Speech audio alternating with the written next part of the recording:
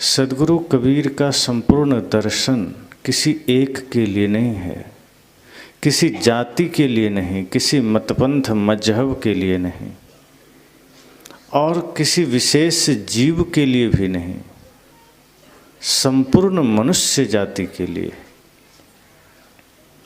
इसलिए अलग अलग संप्रदायों में, अलग अलग समाज में अलग अलग नारे हैं।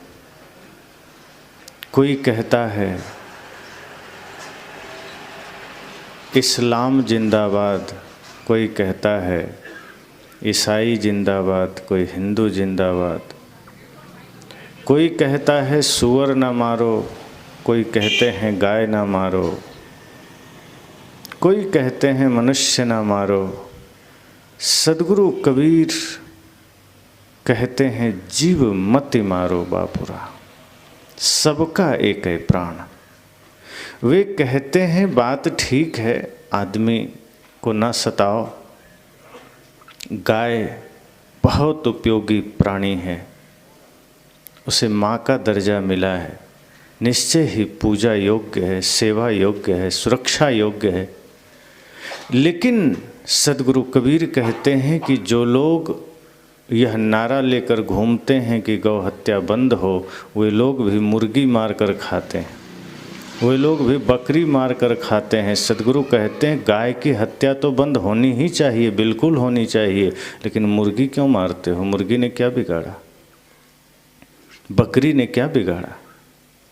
हत्या तो हत्या है, चाहे वो बकरी की हो, चाहे गाय की हो, चाहे मछली की हो, मुर्गी की हो, चींटी की हो। सद्गुरु कहते हैं सिर्फ सूअर न मारने से धर्म थोड़े जगेगा। उनके हृदय की करुणा के यह भाव कि नहीं, जीव मत मारो बापुरा। वो ऐसे ऐसे सूत्र देते हैं, ऐसा ऐसा ज्ञान देते हैं कि सब नतमस्तक हो जाते हैं। वे कहते हैं पूरी सृष्टि आपका घर है, किसी को दिल मत दुखाओ, किसी को दुख न दो। जहां लगता है कि अब कोई उपाय नहीं हो सकता, कोई रास्ता नहीं मिल सकता, वहाँ भी सद्गुरु कबीर का ज्ञान आकर खड़ा हो जाता है कि हम हैं ना। जैसे आपने सुना होगा, रहीम जी का एक दोहा है, रहीमन धागा प्रेम का मत तोड़ो चटकाए, टूटे तो फिर ना जुटे, जुटे तो गांठ पड़ जाए। जब भी कभी आपस में विवाद होते हैं, किसी का किसी से झगड़ा हो गया, तो आदमी इसी दोहे का उदाहरण देता है कि दोबारा अब प्रेम नहीं हो सकता, दोबारा हमारे बीच संधि नहीं हो सकती, समझौता नहीं हो सकता। क्यों? तो रहीम ने कहा है, रहीमन धागा प्रेम का मत तोड़ो चटका है।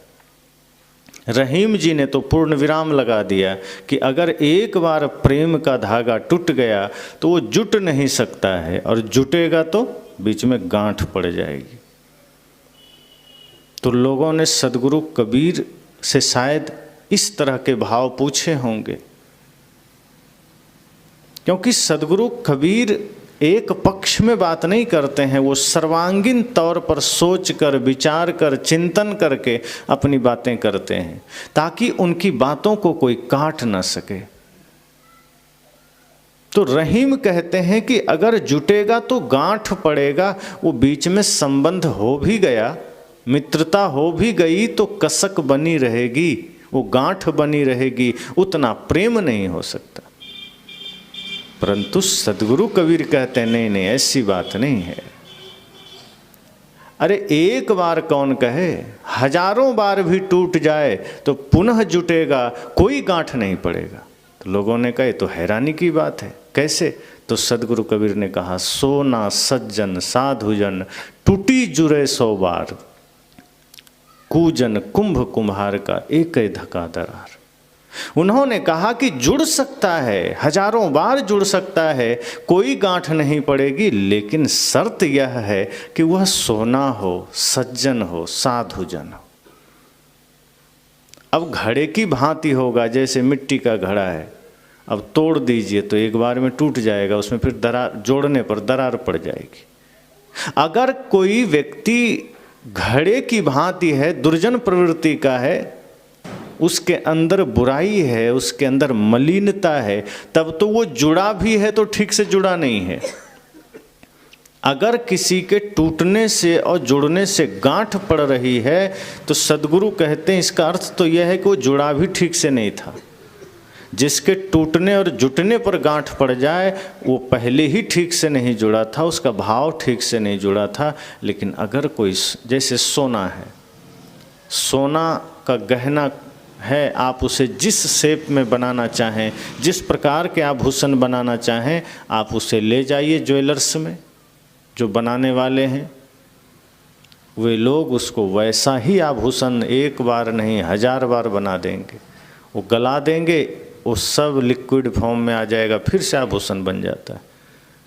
सद्गुरु कहते हैं ऐसे ही अगर कोई सज्जन प्रवृत्ति का है, निर्मल मन वाला व्यक्ति है, तो अगर किसी कारण से विवाद हो भी गया, किसी वजह से कोई झगड़ा हो भी गया, तो वो टूटेगा लेकिन पुनः ऐसा ही जुट जाएगा जैसा पहले था, क्योंकि उनका चित्त निर्मल होता है। वो गांठ नहीं बांधते। गांठ जब बांधेंगे तब न गांठ पड़ेगी। जब मन में गांठ ही नहीं है, मन ही निर्ग्रंथ है, मन में पहले से गांठ होगा तब गांठ बनेगी।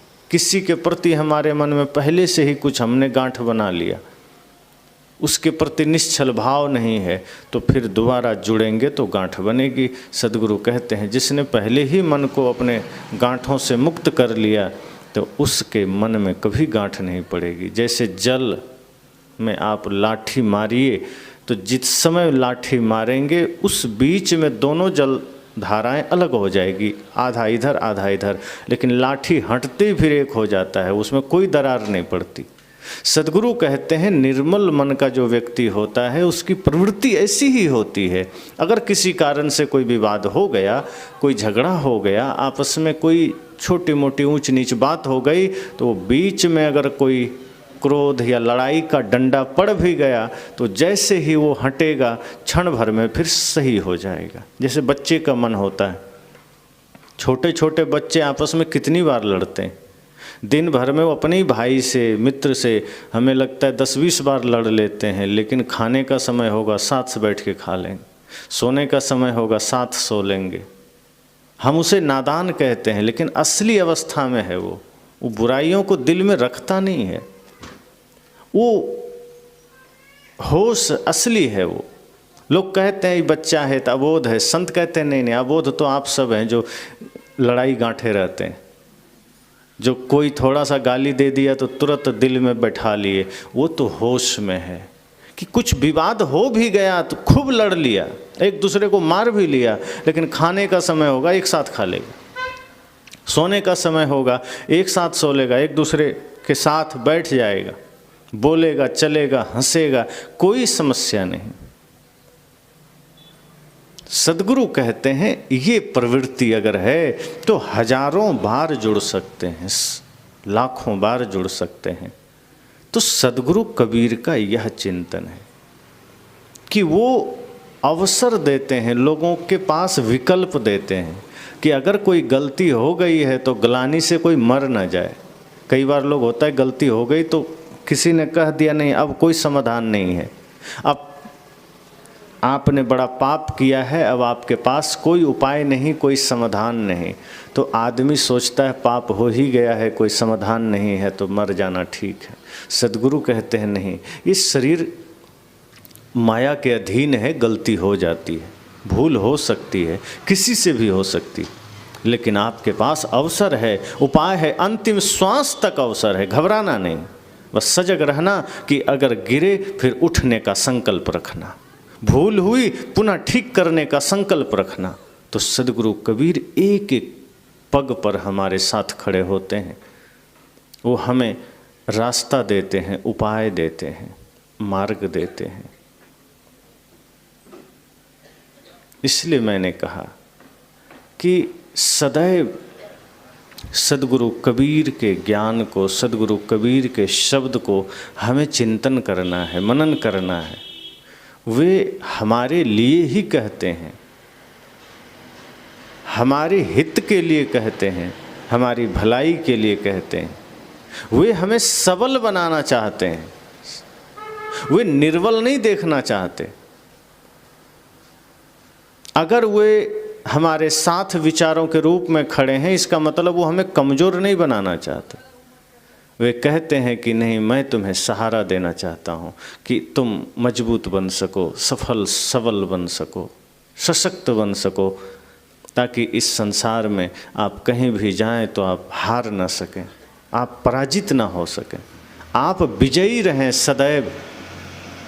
इसलिए वे कहते हैं कि दूसरे के भरोसे में मत रहना, दूसरे की आशा में मत रहना, संसार के तो बिल्कुल भी नहीं। कब संसार धोखा दे पता नहीं चलेगा। आप दूसरे के भरोसे बैठे रहेंगे, पता चला आपका अपना ही काम बिगड़ गया। दूसरा कभी भी अपना काम करके ही आपका सहयोग करेगा। इसलिए पहले अपने सामर्थ्य को जगाना, अपने भीतर की शक्ति को जगाना। अगर आपने अपने भीतर के शौर्य को जगाया तो आप कभी पराजित नहीं हो सकते, फिर संसार आपका साथ देगा। इसलिए साहब ने कहा, करु बहिया बला अपनी, छाड़ बिरानी आस, जाके आंगन नदिया बहे, सोकस मरे प्यास। वे कहते हैं जिसके आंगन में नदी बह रही हो और वो प्यासा मरे, ये तो बड़े हैरानी की बात है।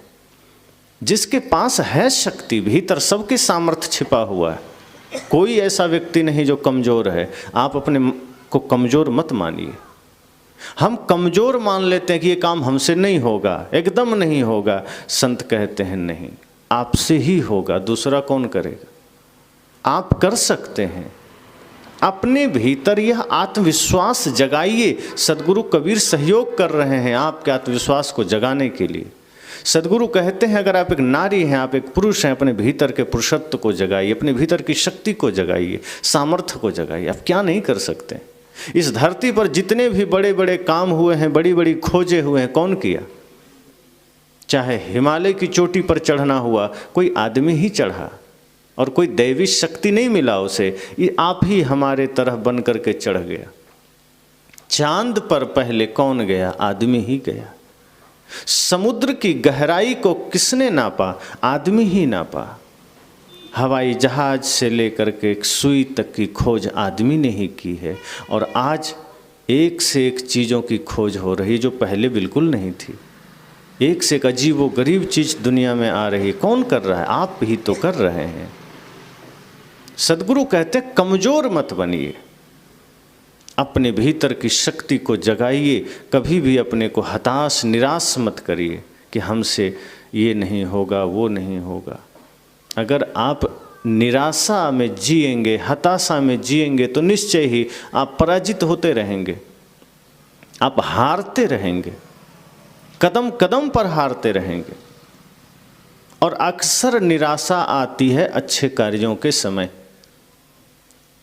अच्छे कार्य जब भी करने होते हैं, हम निराशा सामने ले आते हैं कि नहीं, ये तो हमसे नहीं होगा। धर्म का काम करना हो, पुण्य का काम करना हो, सेवा का काम करना हो, भक्ति जीवन में उतारनी हो, तब निराशा आती है। तब हम अपनी कमजोरी को सामने लेकर आते हैं कि नहीं नहीं महाराज, हमसे नहीं होगा। शराब छोड़ना हो तब हम कहते हैं कि नहीं, हमसे नहीं छूटेगा। लेकिन जब पीना शुरू किए थे तब एक भी बार नहीं कहते कि नहीं, हमसे पिया नहीं जाएगा। तब तो मौज में पी लिए थे। ध्यान रखिए, गलत करने के समय कभी भी हमने ये नहीं कहा कि नहीं, हमसे नहीं होगा, हम बड़े लाचार हैं कि हम चोरी नहीं कर पाएंगे ना, हमसे नहीं होगा। चोरी के समय तो पहले ही आगे कूद गए, करे हम क्यों नहीं करेंगे, हम ही करेंगे। हिंसा करना हो, हमने नकारा नहीं, हम हिंसा के मार्ग पर दौड़ पड़े। बुराई के मार्ग पर जाते समय हमने कभी नहीं सोचा कि बुराई हमसे नहीं होगी, गलत काम हमसे नहीं होगा। लेकिन अच्छे काम के समय हम अपने भीतर कमजोरी पैदा कर लेते हैं, अपने भीतर के सामर्थ्य को सुला देते हैं। सद्गुरु कहते हैं अच्छे कार्यों के लिए अपनी शक्ति को जगाइए, खुद को सशक्त करिए कि आप भी धर्म के मार्ग पर चल सकते हैं, आप भी अपने जीवन में सारे सत्कर्म कर सकते हैं। जो हमारे महापुरुषों ने किया वो आप भी कर सकते हैं। जिस भक्ति के मार्ग पर हमारी माताएं चली आप भी चल सकते हैं। जिस प्रेम के मार्ग पर हमारे मनीषी चले उस पर आप भी चल सकते हैं। सिर्फ चिंतन ही तो बदलना है, चल तो रहे ही हैं। अच्छे मार्ग पर ना सही, बुरे मार्ग पर ही सही, ज्ञान के मार्ग पर ना सही, संसार के ही मार्ग पर चल तो रहे ही हैं, रुके नहीं हैं। बस दिशा ही तो बदलनी है, यात्रा का पथ ही तो मोड़ना है। गाड़ी चल रही है, गाड़ी में डीजल तो है ही, बस दिशा गलत हो गई है। अब कोई ट्रैफिक अधिकारी आपको मार्ग बता रहा है कि भाई ये तो गलत आ गया, पीछे मुड़ जाओ, तो मुड़ जाना है। आप जा रहे हैं, आपको जाना है मान लीजिए रायपुर, और आप धमतरी की तरफ निकल गए। किसी से पूछा कि हमें रायपुर जाना है, वो इशारा कर दिया कि आगे जाके कट पर मुड़ जाना, और आप फिर भी ना मुड़ें तो आप कभी किसी जन्म में रायपुर नहीं पहुंचेंगे। आप पहुंच जाएंगे लेकिन कहीं और। ऐसा नहीं कि आप खड़े रहेंगे, आप चलते रहेंगे तो पहुंच तो जाएंगे ही, लेकिन जहां जाना था वहां नहीं पहुंचेंगे। ऐसे ही हम जीवन की यात्रा में दौड़ तो रहे ही हैं, चल तो रहे ही हैं, कर भी रहे हैं, सोए कोई नहीं है, लेकिन गलत दिशा में जा रहे हैं। गुरुजन ट्रैफिक पुलिस की भांति आपको रोक रहे हैं कि आप गलत जा रहे हैं, ठहर जाओ, अपनी यात्रा कम करो, अपने सामर्थ्य थोड़ा घटाओ, लौटो ज्ञान की ओर, ध्यान की ओर, भक्ति की ओर, सत्य मार्ग की ओर। और कोई जो लौट गया उसी शक्ति को दिशा दे दिया। शक्ति वही थी, शक्ति अलग से नहीं थी, वही सामर्थ्य था, बस लौटा भक्ति की ओर कर दिया, अपनी दिशा ज्ञान की ओर कर दिया, सफलता की ओर, पवित्रता की ओर। तो हम सफल हो गए दोनों जीवन में। सद्गुरु कहते हैं इसलिए अपने भीतर की शक्ति को जगाओ, आप कर सकते हैं। अच्छे काम को करने में ही हम अक्सर एकदम दब्बू बन जाते हैं कि नहीं ये हमसे नहीं होगा। वो तो राम जी थे इसलिए कर गए, हम तो साधारण लोग। वो तो माता सीता थी इसलिए कर गई, हम तो बड़े साधारण लोग, हमसे कहाँ होगा। वो भगत सिंह थे इसलिए कर गए, तो भगत सिंह कोई जन्म से थोड़े थे। भगत सिंह को कौन जानता अगर वो देश के लिए खड़े ना होते। हम अगर चाह लें वही शक्ति, वही सामर्थ्य, वही शौर्य अपने भीतर जगा सकते हैं। सद्गुरु कहते हैं अपने भीतर के सामर्थ्य को जगाइए। अच्छे कार्यों में कोई दूसरा आपका प्रतिनिधित्व तो नहीं कर सकता। अक्सर लोग कहते हैं, जब किसी को कहा जाता है, कई जगह मैंने देखा सुना है कि चलो सत्संग हो रहा है आप नहीं जाओगे। किसी युवा से कहो हाँ हमारे घर से माता पिता तो जा ही रहे हैं, हो गया मेरा। तो माता पिता जा रहे हैं, आपका कैसे हो गया? माता पिता का होगा, आपका नहीं होगा। तो लोगों ने समझा भी दिया कि घर से एक सदस्य भी सत्संग में चले गए तो पूरे घर को पुण्य मिलेगा। ऐसा नहीं है। आपको भूख लगी है और माता पिता जाकर खा लें तो आपका पेट नहीं भर जाएगा। जब साधारण से भोजन में ऐसा नहीं हो सकता तो ज्ञान में कैसे हो सकता है? ज्ञान तो खुद अर्जित करना पड़ेगा। प्रेम का मार्ग तो खुद चलकर साबित करना पड़ेगा। सद्गुरु कहते हैं इस मामले में दूसरे पर आशा उम्मीद मत करना। आप जब अपने भीतर की शक्ति को जगाना शुरू करेंगे तब लोग सहयोग करेंगे, तब गुरु का भी आशीर्वाद काम करेगा। सोए सोए सोचेंगे, गलत मार्ग पर चलते चलते सोचेंगे कि नहीं गुरु जी का आशीर्वाद मिल जाए, तो नहीं मिलेगा। माता पिता की कृपा नहीं मिलेगी, कुछ भी नहीं मिलेगा। आप देखिए भिखारी भी जब दान मांगने चलता है तो अपने पात्र में पहले घर से ही 1-2 मुट्ठी डाल लेता है अन्न या 2-4 रुपये। वो एकदम खाली लेके नहीं चलता। वो जानता है बिल्कुल खाली रहेगा तो कोई नहीं देगा और आप ही नहीं देंगे। आपके सामने खाली डिब्बा लेके कोई आ जाए तो जल्दी आप नहीं देते हैं, लेकिन उसके डिब्बा में पहले से कुछ पैसे हैं तो मन होता है नहीं औरों ने भी दिया है, चलो हम भी दे देते हैं। जिसके पास है तभी हमारी इच्छा होती है कुछ दे दें, नहीं है तो मन नहीं होता ना दें। गांव घर में ही देखिए, एकदम महागरीब आदमी हो, वो आपसे सहयोग मांगने आया, बिल्कुल देने से मना कर देंगे, बहाना कर देंगे। लेकिन कोई धनपति है, बढ़िया प्रतिष्ठित है, वो आ गया तो आप कहेंगे हाँ ले लीजिए। आप जानते हैं वो उसके पास है, वो हमें दे सकता है लौटा के। जिसके पास है आप उसे ही देना चाहते हैं। और एक चीज़ और देखिए, बैंक लोन किसको देता है? जिसके पास है, सामर्थ्य है, व्यवस्था है, उपाय है, बैंक उसी को लोन देता है। जो गरीब आदमी है वो नाक रगड़ते रहे, बहुत मेहनत करे, तब मुश्किल से मिलता है, नहीं भी मिलता। लेकिन जिसके पास धन पहले से मौजूद है, धन का सोर्स मौजूद है, बैंक खुद कॉल करता है, सर आपको लोन चाहिए क्या? अगर वो कह दे हाँ चाहिए तो खुद घर आकर के सब ठीक करके दे जाता है। सद्गुरु कहते हैं बाहर जब ऐसा है तो भक्ति के मार्ग में, सत्य के मार्ग में आप कैसे सोच लीजिएगा आप सोए रहेंगे और भगवान कृपा करके चले जाएंगे? क्या आप मन को कमज़ोर बनाकर रखेंगे और सफलता आपके कदमों में आ जाएगी? कहते नहीं, तब नहीं होगा। यहाँ तो और सजगता चाहिए और आपको ही करना पड़ेगा, कोई दूसरा नहीं कर सकता।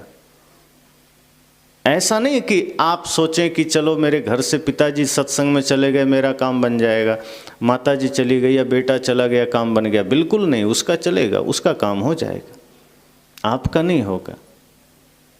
बेटे के मोबाइल को चार्ज में लगाएंगे तो पिताजी का मोबाइल फुल नहीं हो जाएगा, उसको भी अलग से लगाना पड़ेगा। ऐसे ही हमें सत्य मार्ग पर चलना पड़ेगा।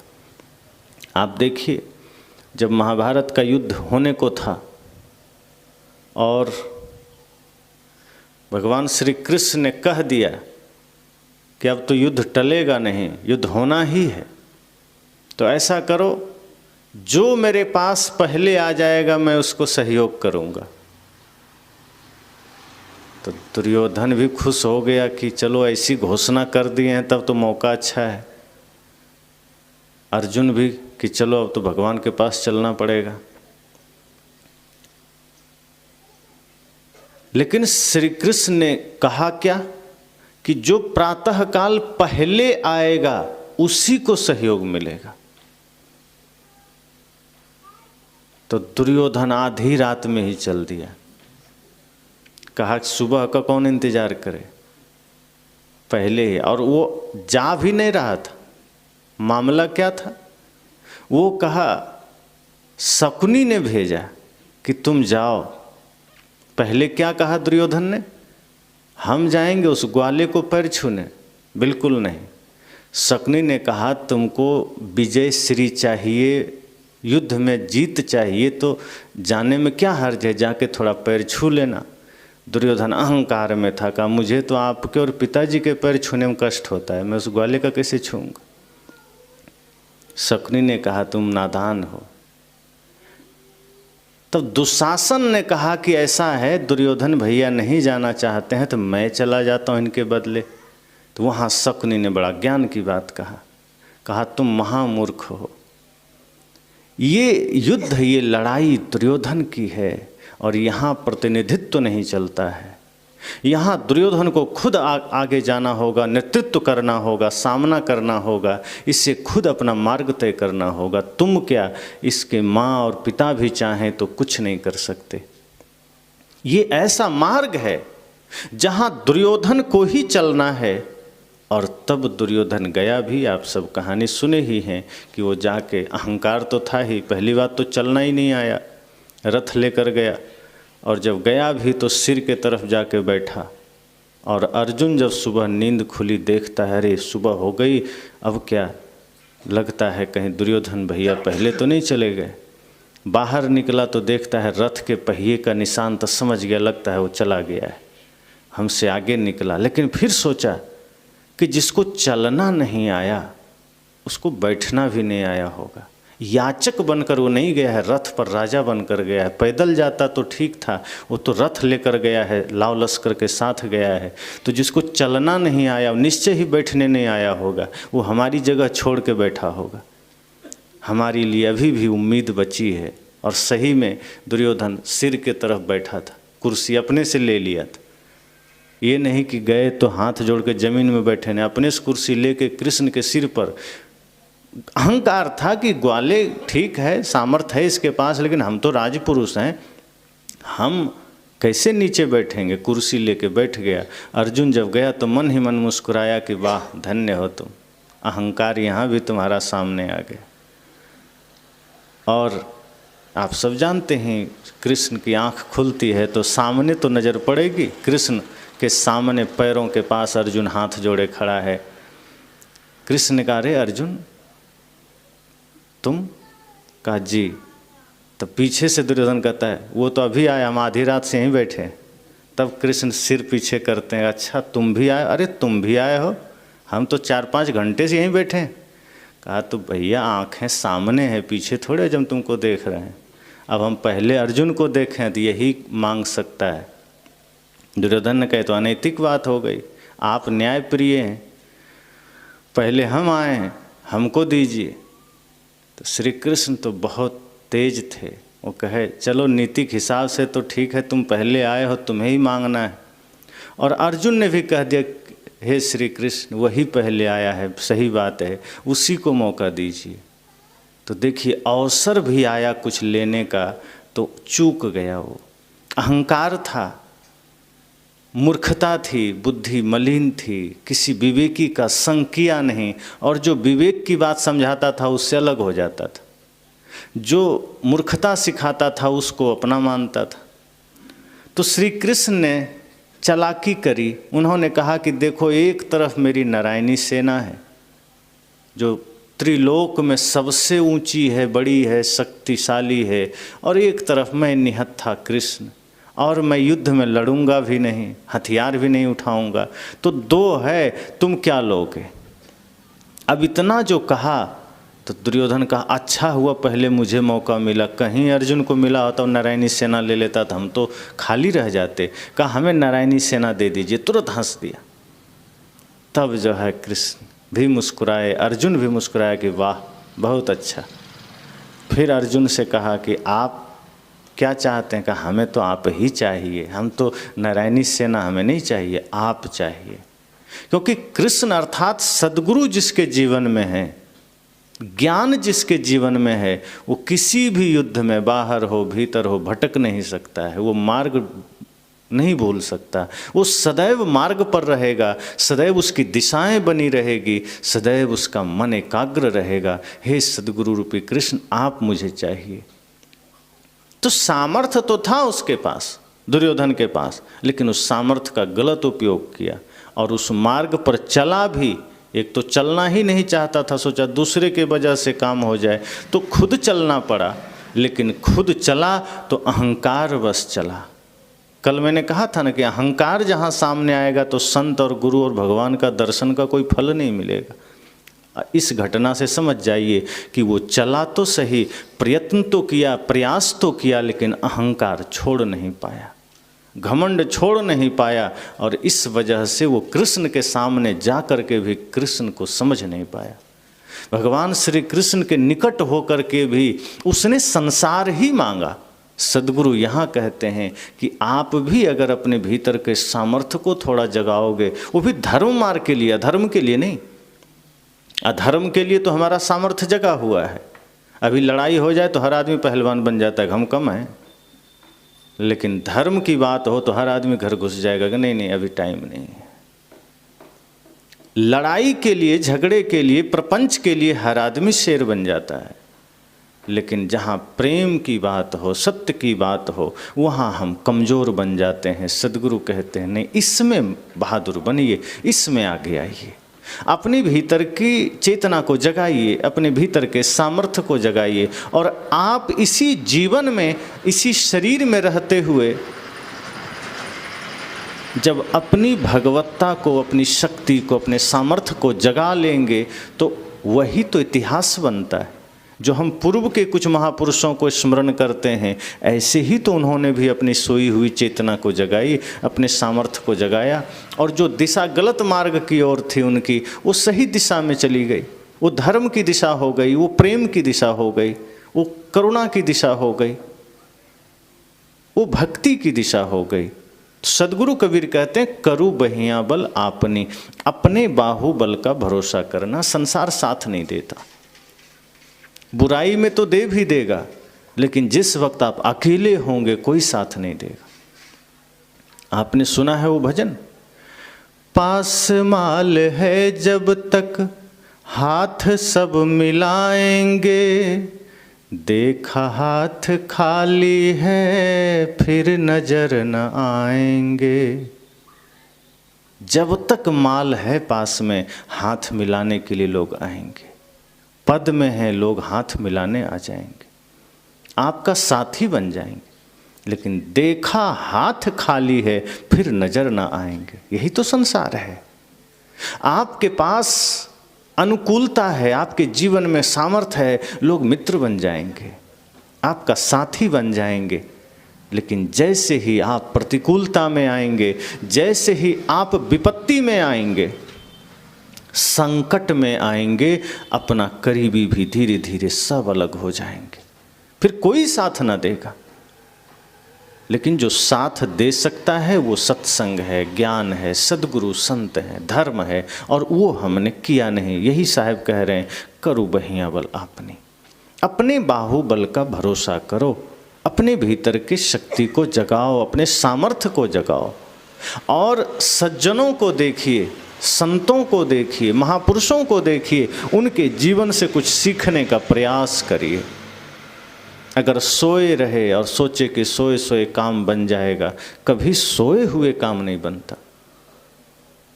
संसार में विचरते हुए, माया में विलीन होकर के, हिंसा और नफरत के मार्ग पर चल करके अगर हम चाहें कि भक्ति का भी काम हो जाए, वो नहीं हो सकता, सफलता नहीं मिलेगी।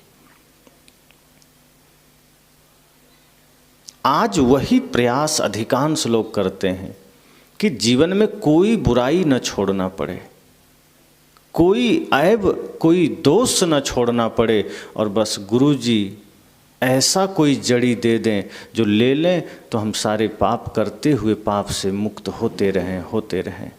हम कुछ भी ना करें, बस गुरुजी का दर्शन कर लें, हमारे सारे पाप कट जाए। सद्गुरु कहते नहीं, पहले तो अपने भीतर के ये सारे बुरे विचार ही हटाने पड़ेंगे, अपने भीतर के कचड़े हटाने पड़ेंगे, मन को निर्मल करना पड़ेगा। किसी को देखिए तो मन में पीड़ा मत लाइए, द्वेष मत लाइए, नफरत मत लाइए। जैसे पड़ोसी को देखे और मन में नफरत हुई, घृणा हुई, किस लिए? तो मन में भीतर लौटिए कि क्यों घृणा हो रही, हम किसी से द्वेष क्यों कर रहे हैं, हम किसी से ईर्ष्या क्यों करें? क्या ले लिया पड़ोसी ने हमारा? मेहनत किया, अच्छा घर ही तो बना लिया, उसके अच्छे घर देखकर हमें बुखार क्यों आ गया? मेहनत किया, उसके बेटे ने अच्छी सफलता पाई तो धन्यवाद दे दीजिए, क्या दिक्कत है? क्यों बुखार आना, सिर दर्द होना कि उसके बेटे ने सफलता पा ली? क्यों राग द्वेष में पड़ना? निर्मल मन कर लीजिए। अपना बेटा अगर पीछे रह गया, भाई का बेटा आगे हो गया, धन्य मनाइए। अपना ही परिवार का बच्चा है, अपना ही समाज का बच्चा है, अपना ही देश का है, इसी धरती का है, मनुष्य है। इतना विराट हृदय बनाइए, सद्गुरु कहते हैं, तब आप देखेंगे कि आप सफल हो रहे हैं। तो अपने बाहुबल का भरोसा, अर्थात जब भी जीवन में खड़े होइए, यह सोचिए कि मुझे अपने भरोसे, अपने साहस पर मार्ग चुनना है, चलना है। पता नहीं संसार तो साथ देगा, नहीं देगा, छोड़ देगा, अपने भी साथ देंगे, नहीं देंगे, लेकिन आप जब चलने लगेंगे अपने बल पर, तब आपके साथी बन जाएंगे, तब साथ देंगे। साथ भी मिलते हैं और आप सफल भी तब होते हैं जब आप पहले सफलता के लिए प्रयास करते हैं। जैसे कोई विद्यार्थी है, जब वो खुद कुछ पढ़ा लिखा होता है, कुछ पढ़ता है, कुछ लिखता है, कुछ मेहनत करता है, तब थोड़ा मोड़ा विद्यार्थियों से सपोर्ट लेकर के आगे बढ़ जाता है। लेकिन कोई खुद ही एकदम गोबर गणेश हो तो दूसरे से क्या हेल्प लेगा? सहयोग भी तो हम तभी ले पाते हैं जब सहयोग लेने का सामर्थ्य हो, सहयोग लेने की कला हो। कुछ तो चाहिए। मैंने कहा ना, भिक्षा पात्र में कुछ तो चाहिए, तब कोई देगा। बिल्कुल खाली भिक्षा पात्र लेकर चले गए, कोई नहीं देगा। एक कहानी संत जन कहते हैं, शायद इससे बातें बेहतर हो जाएगी, सुनी होगी आपने, कि दो मित्र थे।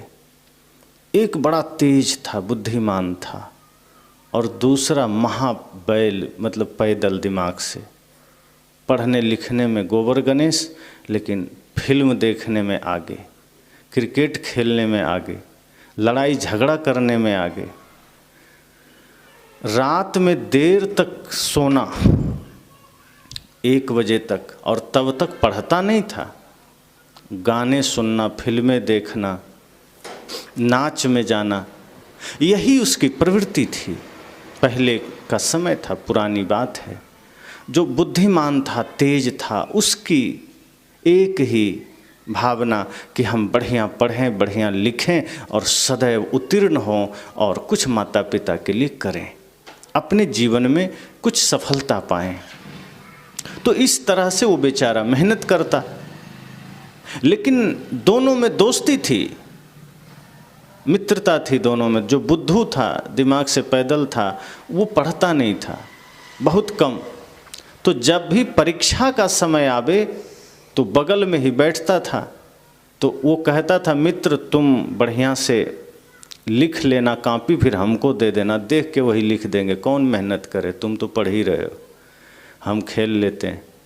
बस परीक्षा में ऐसे ही करके देख के पूरा लिख देता तो पास हो जाता। अब आज न सीसीटीवी चल गया कि नहीं कर सकते, पहले तो होता था।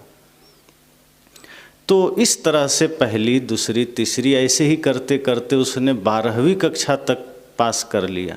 अब घर वाले तो सोचते थे बड़ा बढ़िया बच्चा है, अच्छा नंबर लाता है। जो बुद्धिमान था वो उससे एकदम थोड़ा ही नीचे था रोल नंबर में। लोग प्रशंसा करते थे कि बड़ा तेज है, होनहार है, खेलता भी है, नाच गान में भी जाता है, फिर भी अच्छा नंबर ले आता है। लोगों को क्या पता कि ये पूरा देख के उतार देता है। बुद्धिमान मेहनत कर रहा है और ये उतार रहा है। तो पहले का समय था, नौकरी जल्दी हो जाती थी। तो तेज विद्यार्थी जो था, बुद्धिमान था, उसने फॉर्म भरा, इंटरव्यू के लिए तुरंत बुला लिया गया। अब ये भी गया, ये भी भर दिया था बुद्धू, तो ये भी साथे में गया, कहा हमको मत छोड़ना, हम साथे चलेंगे। कहा चलो।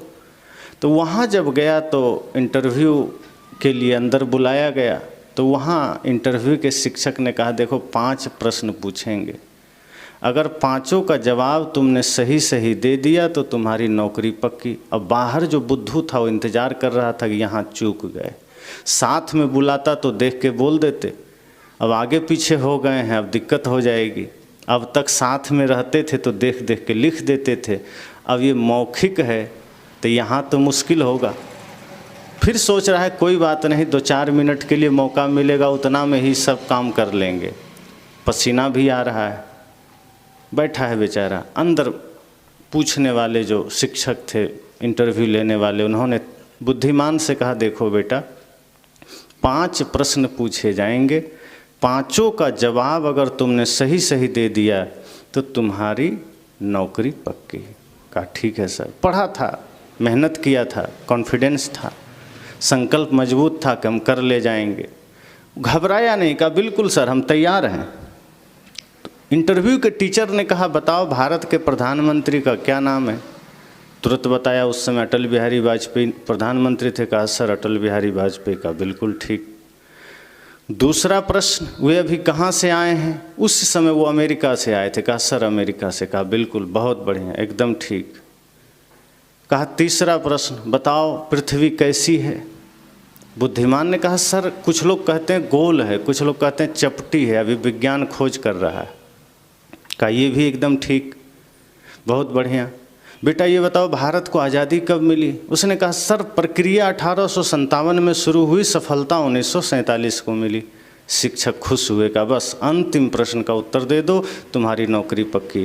कहा बताओ भारत की लड़ाई में कौन कौन लोग शामिल थे? कहा सर किसी एक का नाम लेना उचित नहीं, बहुत लोग शामिल थे। कहा तब ठीक, बहुत बढ़िया, अब तुम्हारी नौकरी पक्की। वो हंसता मुस्कुराता एकदम उछलता कूदता कमरे से बाहर आया, लेकिन बाहर जो बुद्धू बैठा था वो तो पसीने से भींगा हुआ था। ठंडी का समय फिर भी पसीना, पहली बार सामना करना पड़ा था, पढ़ के तो आया नहीं था, तैयारी भी नहीं थी। जैसे ही बुद्धिमान बाहर आया, कहा अरे मित्र तुम हंस रहे हो, मेरे तो पसीने चल रहे हैं। कहा क्या हुआ? कहा जल्दी बताओ क्या पूछा गया। पूछा गया वो पहले जल्दी बताओ वरना चूक जाएंगे और तुम मेरे मित्र हो। कहा ठीक है। कहा देखो मित्र 5 प्रश्न पूछे गए लेकिन कहीं दूसरा पूछ दिया तो? कहा नहीं नहीं तुम तो बता दो। हो सकता है यही पूछा जाए। कहा ठीक है, तो ऐसा है, देखो पहला प्रश्न पूछा गया कि भारत के प्रधानमंत्री का क्या नाम है, तो इसका उत्तर देना अटल बिहारी वाजपेयी।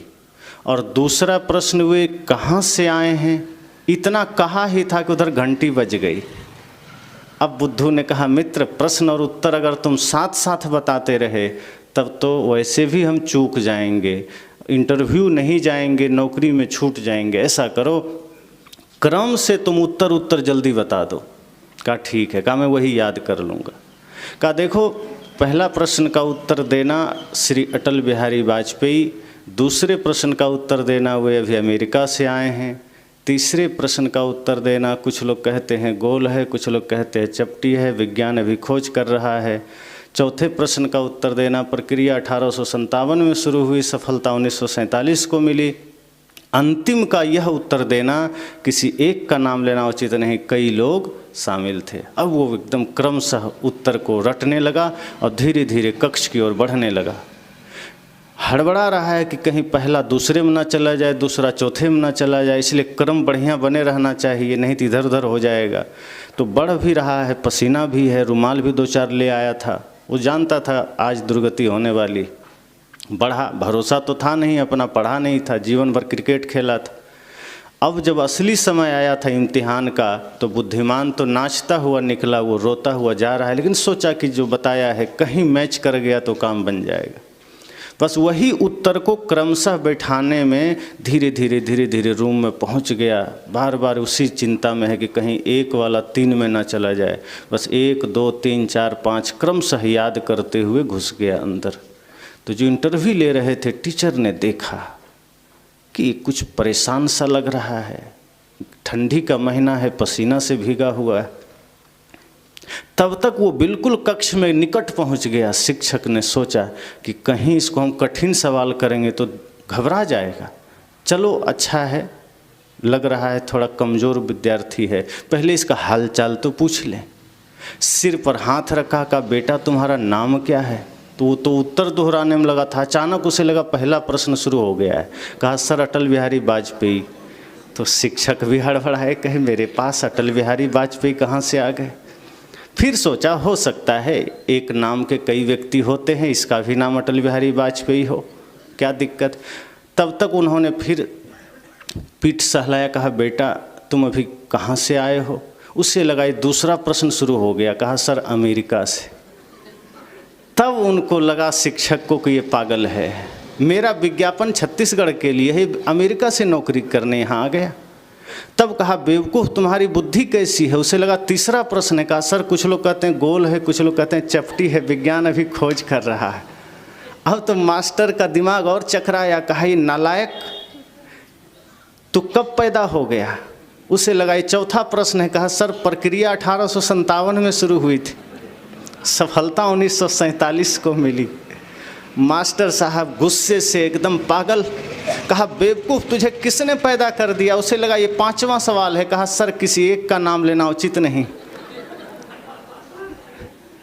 बहुत से लोग शामिल थे और मास्टर धक्का देकर बाहर कर दिए। कहा तो जीवन में कभी कुछ कर नहीं सकता। अब आप खुद सोचिए, है तो एक कहानी, लेकिन जीवन में यही अवस्था हमारी नहीं है क्या? हम सब ऐसे ही नहीं हैं? जीवन के उस विषम परिस्थिति में जहां हमें सफल होना चाहिए, वहीं हम अपमानित होकर के बाहर होते हैं, वहीं हम परेशान होकर बाहर होते हैं। आरंभ हम करते ही नहीं ठीक से। हम अपने जीवन में कभी जाग कर जीते ही नहीं हैं। हम अपने कर्तव्य, अपनी सफलता के प्रति कभी सजग होते ही नहीं हैं। हम अपने भीतर की शक्ति को जगाने का प्रयास ही नहीं करते। हम सदैव अपने मन को संसार में घुमाते रहते हैं, माया के अधीन करके दुनियादारी में दौड़ते रहते हैं। सद्गुरु कहते हैं नहीं, लौटो, ये लौटने का वक्त है, ये मानव जीवन जागने के लिए मिला है। अगर जाग पाए तो कहीं कदम कदम पर तुम कभी भी अपमानित नहीं होगे, और अगर सोए रहे तो ऐसे ही अपमान भी झेलने पड़ेंगे और सफलता भी नहीं मिलेगी। सफलता उन्हें ही मिलती है जो सही संकल्प लेकर के सदैव आगे बढ़ते रहते हैं। सद्गुरु कबीर ये नहीं कहते कि तुम कमज़ोर बने रहो, भौतिक सामर्थ्य भी तुम्हारे पास हो और आध्यात्मिक शांति भी आपके पास हो। ये सद्गुरु कबीर का संकल्प है। सद्गुरु कबीर सदैव हम सबको सजग, स्वस्थ, समृद्ध, सशक्त और परम शांत देखना चाहते हैं। मैंने कल कहा था कि जिस परम शांति को उन्होंने पाया वे चाहते हैं सबके जीवन में हो, और हमारी यात्रा सदैव धर्म की यात्रा बने। हम घर में रहें तो भी, वन में रहें तो भी, हम कभी भी अधर्म का अनुसरण न करें। हम अधर्म का अनुसरण करने में सशक्त हो जाते हैं, हमारी शक्ति काम करने लगती है, हमारा दिल दिमाग काम करने लगता है। लेकिन जब धर्म का मार्ग चुनना हो तो हम असहाय बन जाते हैं, हम दीनहीन बन जाते हैं कि नहीं गुरुजी मैं तो बड़ा दीनहीन आदमी। आप देखिए किसी को कहिए भैया तुम सत्संग कराओ, वो आदमी कहता है मैं बड़ा गरीब आदमी। एक आदमी मिला मुझे, रिक्शा चलाता था। मैंने कहा सत्संग करते हो? कहा कहाँ गरीब आदमी सत्संग करेंगे। मैंने कहा बच्चे को पढ़ाते हो? कहा नहीं, बड़े गरीब आदमी हैं, नहीं पढ़ा पाते। मैंने कहा दूध दही कुछ खाते हो? कहा बड़ा गरीब आदमी कहाँ से खाएंगे। साथ में उसका एक आदमी था, कहा ये शराब पीता है। तब मुझे दिमाग ठनका। मैंने कहा अरे दूध ज़्यादा से ज़्यादा 50-60 रुपये लीटर आएगा, पर 1 लीटर शराब का क्या रेट है ज़रा बताना। तो उसने खुद कहा कि 200 से ऊपर ही होगा। मैंने कहा शराब पीने में तुम्हारी गरीबी कहाँ चली गई? तब तो नहीं कहा कि मैं बड़ा गरीब आदमी शराब को हाथ भी नहीं लगाऊंगा, मैं बड़ा गरीब आदमी गुटखा को छूऊंगा भी नहीं, मैं बड़ा गरीब आदमी अधर्म के मार्ग पर चलूंगा नहीं। जब बच्चे को पढ़ाना हो, सत्संग में जाना हो, दूध दही खाना हो, सात्विक भोजन लेना हो तो गरीबी सामने आ गई। सद्गुरु कहते हैं ये तुम्हारे मन की गरीबी है, तुम्हारी मन की मूर्खता है और कुछ नहीं। जिस दिन शुभ संकल्प लेकर खड़े होंगे ये पूरी प्रकृति आपके सहयोग में खड़ी हो जाएगी।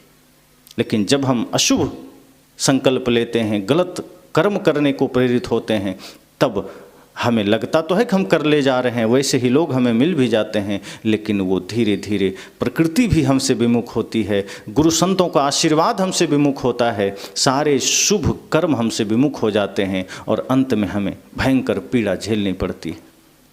संत कहते हैं शुभ करने में कभी कायरता मत लाना, धर्म के मार्ग चलने में कभी गरीबी मत लाना कि गरीब हैं। और ध्यान रहे धर्म के मार्ग पर वही चल पाया जो वास्तव में बाहर से वो गरीब रहा, और जिसके पास धन था उसने छोड़ा।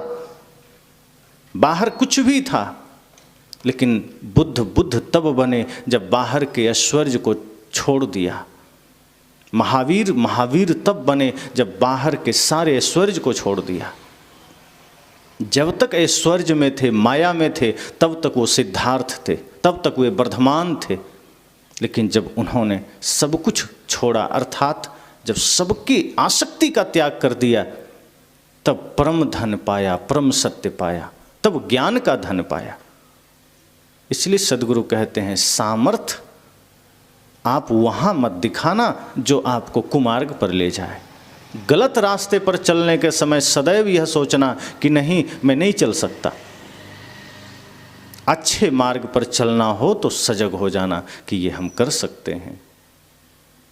पूरे गांव में अगर 2 ही सज्जन रहते हों, आप उनका अनुसरण करिए।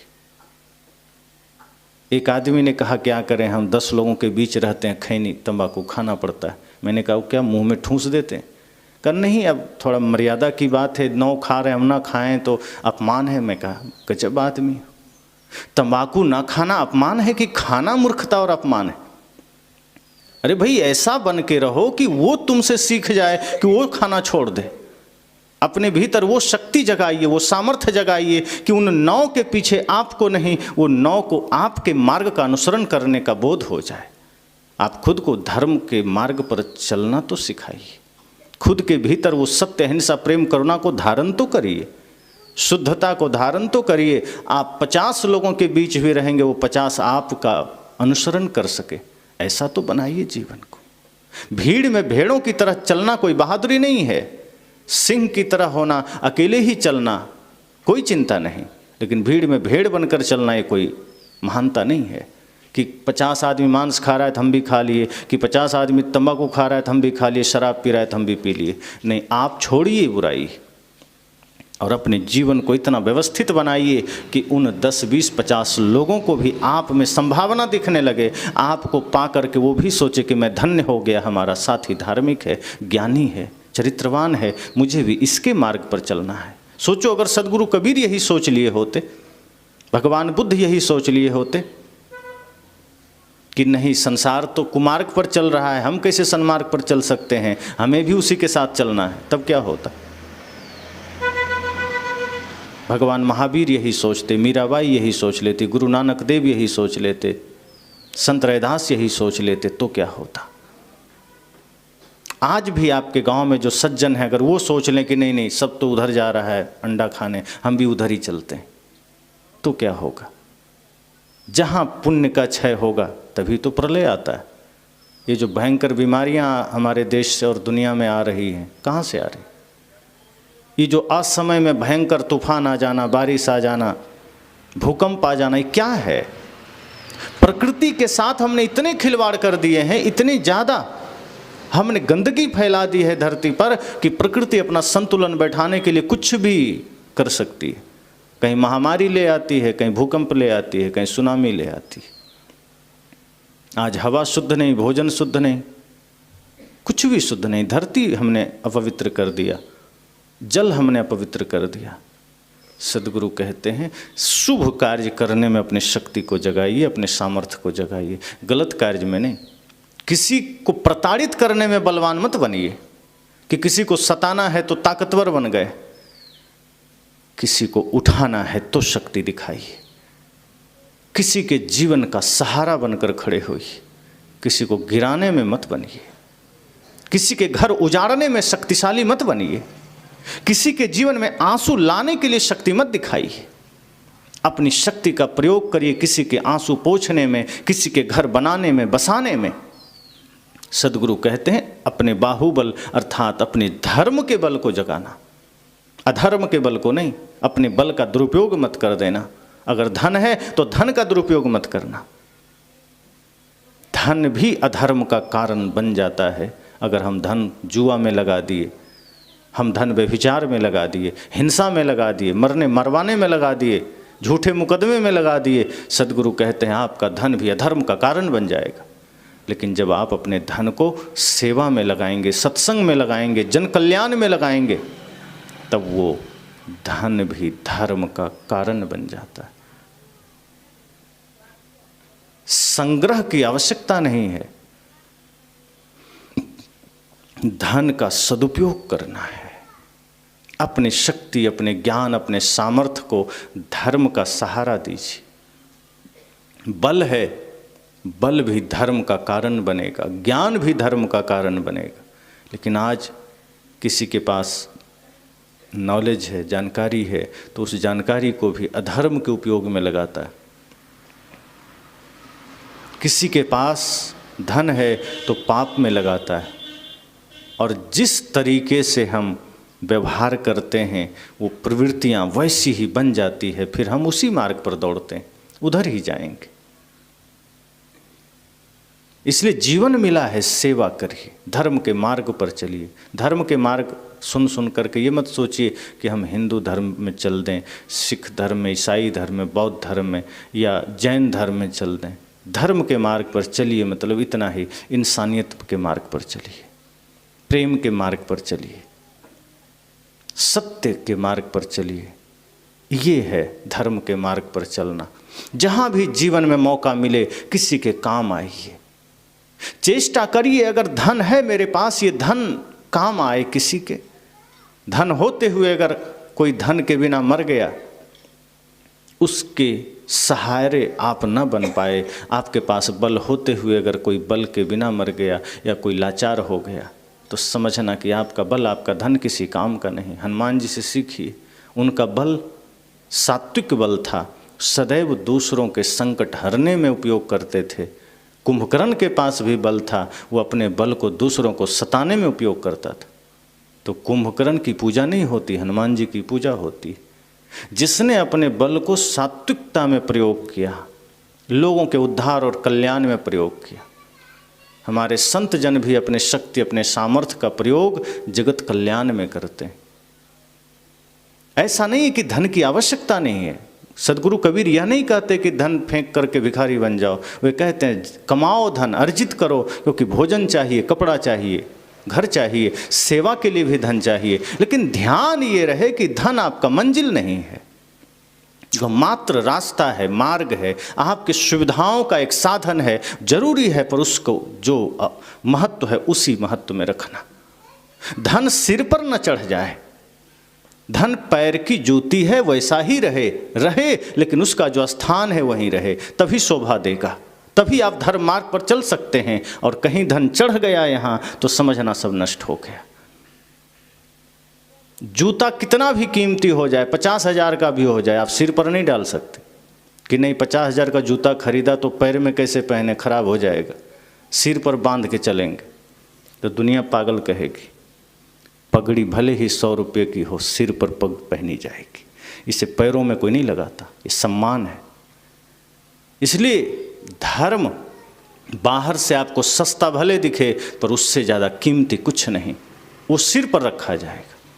परमार्थ शिरोधार्य होता है, ज्ञान शिरोधार्य होता है, लेकिन धन सुविधा के लिए है, उसका स्थान चरण है, अर्थात यात्रा के लिए है, आपके जीवन की यात्रा के लिए धन है, उसको उसी उपयोग में लाइए। जहाँ भी आवश्यकता लगे धन तन मन लेकर खड़े रहिए। अगर धन का अभाव है, मन से सेवा करिए, मन से सेवा भी होती है। सदैव सबके लिए शुभकामना करिए, शुभ भाव रखिए, ये धन मन से सेवा है, तन से सेवा है। जहाँ शरीर की आवश्यकता है, शरीर से सेवा करिए।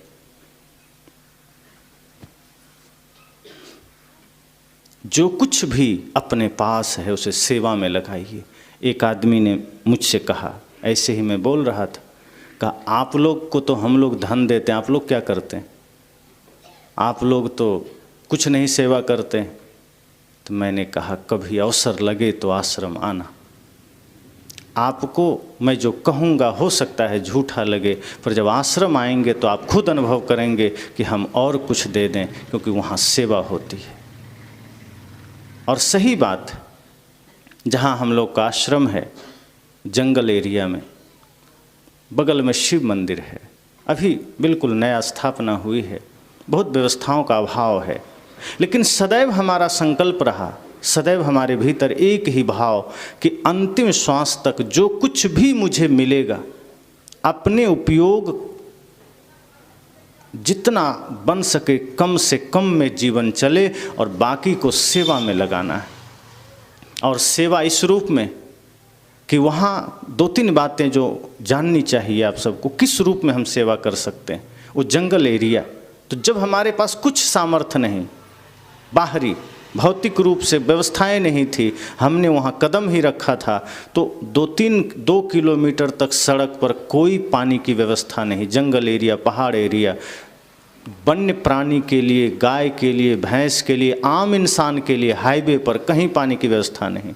तो हम लोगों ने संकल्प लिया कि जो कुछ भी हो अपने पीने के लिए तो है ही, चाहे जैसे भी हो, रोड तक पाइपलाइन बिछा करके वहाँ हम प्याऊ बनवाएंगे, कुंड बनवाएंगे, ताकि वन्य प्राणी पी सकें, गाय भैंस पानी पी सकें, आम आदमी के लिए नल लगाया वो पी सकें। तो सबसे पहले उस समय वही करना मेरे लिए बड़ी बात थी, क्योंकि उस समय अर्थ का अभाव था, फिर भी हमने संकल्प लिया और किया। उसके बाद अभी लगातार लोग, एक चीज़ और समझिए कि अब ट्रैक्टर से खेती होने लगी, तो गाय का बछड़ा लोग दान कर देते हैं जंगलों में, मंदिरों में, कि गाय का बछड़ा नहीं चाहिए। यहाँ तो फिर भी कम है, बिहार में इतना ज़्यादा इस मामले में पाप हो रहे हैं कि बछिया अगर है तो घर में रखेंगे, बछड़ा हुआ तो या तो दूध देना बंद कर देंगे, ऐसे ही मर जाता है, और फिर भी बच गया तो शिव मंदिर में या जंगल में छोड़ आएंगे। और आश्रम के ही पास शिव मंदिर है, तो 10, 20, 50 बछड़े घूमते रहते हैं। अब वो कहाँ जाएंगे? कौन भोजन देगा? कौन पानी देगा? कोई देने वाला नहीं। गलती से किसी किसान के फसल में एक मुँह मार भी लिया तो किसान उसको उसी समय इतना जोर से मारता है कि अगर शरीर में जख्म हो गया तो ऐसे ही मर जाता है। एक बार एक बछड़े को मैंने देखा, किसी ने उसको कान के पास लगता है भाला से मार दिया था, किसान ही मारा होगा, फसल खा लिया होगा। धीरे धीरे वो घाव बढ़ गया और एक दिन रात में वो आया पानी पीने। तो उस समय आश्रम में बहुत सारे पौधे हमने लगा रखे थे। तो रात में जब आया तो मैं अकेला था, जंगल घना था, टॉर्च जलाकर देखा तो कोई बछड़ा है, तो डर से भागने लगा। हम भगाने नहीं गए थे, लेकिन हम देखने गए थे कहीं पेड़ ना खा जाए। वो भागने लगा, लेकिन आगे गया और गिर गया।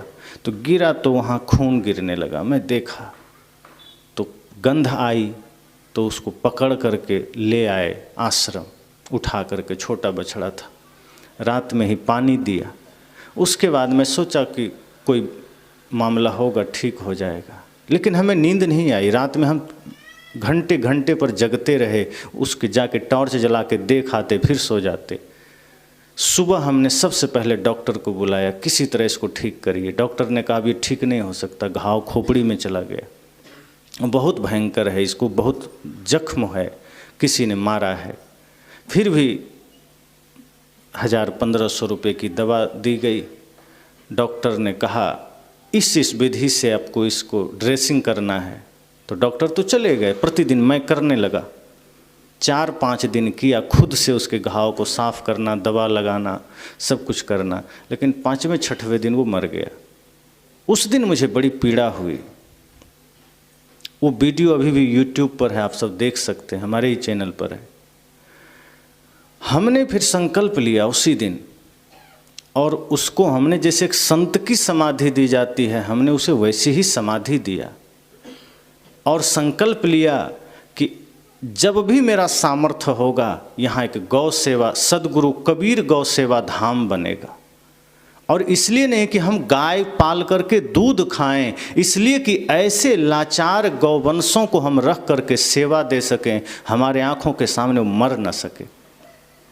और उसी दिन संकल्प लिया। हालांकि असमर्थता और अर्थ अभाव में वो तैयार अभी तक नहीं हुआ, लेकिन अब फरवरी में उसका काम शुरू होगा। धीरे धीरे लोग जुड़ पाए हैं। मैं ज़्यादा कहीं बखान नहीं करता, एक प्रसंग आया, मैंने कह दिया कि अब उसकी तैयारी हो गई और फरवरी से उस पर काम शुरू हो जाएगा। अभी भी जब मैं यहाँ प्रवेश किया हूँ छत्तीसगढ़ में, तो जो हमारे साथ रहते हैं, गाड़ी चला रहे हमारे सारथी, वो अच्छे वैद्य हैं। आप देखते होंगे बड़े साधारण रहते हैं, लेकिन अच्छे वैद्य हैं। अभी अभी एक बछड़े का जान बचा कर यहाँ पहुँचे, उसको भी लोगों ने मारा। इस तरह से हम सब प्रयासरत हैं कि किस तरह चिकित्सालय खोल करके, गौ सेवा धाम खोल करके, गुरुकुल खोल करके ये जगत में फैली हुई समस्याओं को, जिस हम पूरा तो नहीं मिटा सकते, पर एक क्षेत्र में अगर हम थोड़ा सा उसका हिस्सा बन पाए, थोड़ा सा उसमें सहयोग कर पाए, यही तो मेरे जीवन का असली उद्देश्य होगा। हम अपने श्वासों को, अपने एक एक पल को अगर हम मानवता की सेवा में, प्राणी की सेवा में लगा दिए, यही तो इस शरीर की सार्थकता होगी। वरना राख तो होना ही है, मिट्टी तो होना ही है, बचा के क्या करना। धन रहेगा, क्या होगा धन का? धन मेरे पास आ जाए, मैं बचा के रखूं, क्या काम आएगा? इसलिए हम इस भाव में जीते हैं कि धन है व्यवस्था के लिए, धन है सेवा के लिए। अगर वो मेरे पास है, वो सेवा में जाए, वो व्यवस्था में जाए, न कि संग्रह में जाए। क्योंकि जो संग्रह में आता है वही बंधन बनता है, और वही बंधन हमें नरक में ले जाएगा। मैंने कहा अपने भीतर शुभ सामर्थ्य को जगाइए, शुभ संकल्प को जगाइए, तो आप देखेंगे कि जीवन में सदैव आनंद ही आनंद है। यही सदगुरु कबीर देखना चाहते हैं कि कर बहियाँ बलापनी, छाड़ बिरानी आस, जाके आंगन नदिया बहे, सो कसमरे प्यास। कहे इस अध्यात्म के मार्ग में, इस जीवन की यात्रा में किसी की आशा मत करना, कोई साथ नहीं देगा। ये दुनियादारी, ये संसार साथ नहीं देते। आप इनके भरोसे रह जाएंगे, वो आगे निकल जाएंगे, आप बैठे ही रह जाएंगे। इसलिए सिर्फ धर्म आपका साथी है, ज्ञान आपका साथी है, शुभ कर्म आपका साथी है। करते जाना, सोना नहीं। गलत कर लिए, थक चुके, अब सोचिए अब मैं थक चुका, अब गलत मार्ग पर नहीं जाना, अब गलत चिंतन में नहीं जाना, अब नफरत के मार्ग पर नहीं जाना, अब मुझे प्रेम के मार्ग चुनना है, अब मुझे सत्य का मार्ग चुनना है। समय थोड़ा है, पता नहीं कब दिया बुझे, हमें धर्म का दिया जला लेना है। हमें सत्य के मार्ग पर चल देना है। यही जीवन की असली कमाई होगी, असली पूंजी होगी जो सदा साथ देगी। तो इस सत्र में इसी वचन के साथ वाणी को विराम।